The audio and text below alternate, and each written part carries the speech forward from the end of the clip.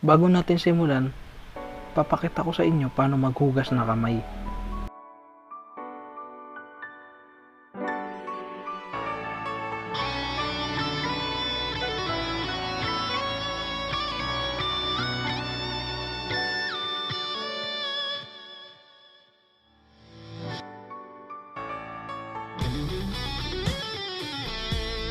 Hello guys, in this video, I am assigned to cook Southeast Asian cuisine and I pick Philippine cuisine or Philippine dish which is sinigang na baboy.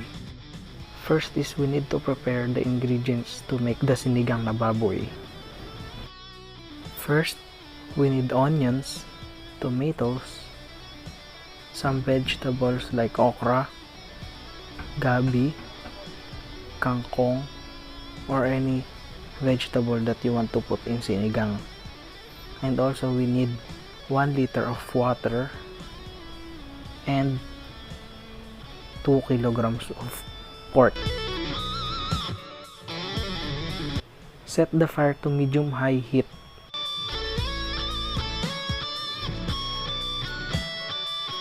First step is put some oil.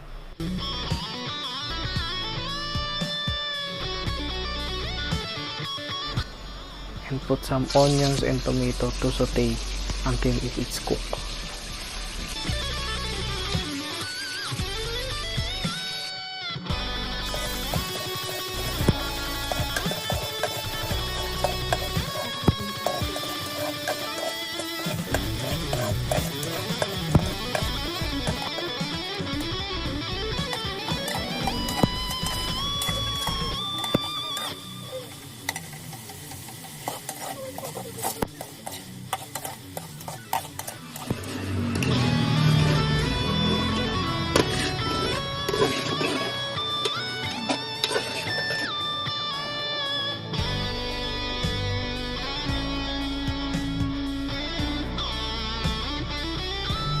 Next step is put the pork with the tomatoes and onions and mix them well until it's sauteed properly.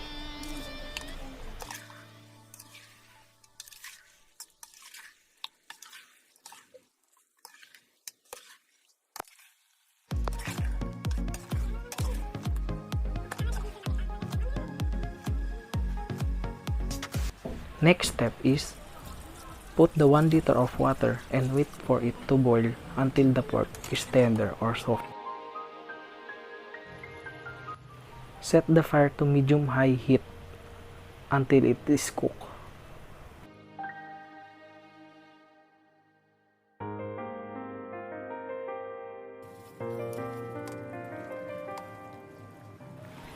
After it boils, put some nor sinigang mix and put the vegetables to make it soft and cook.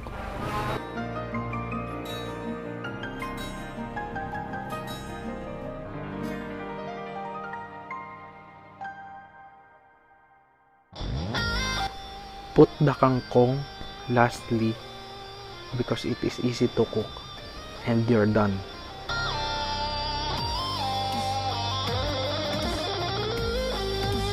The final step is taste and adjust based on your likings.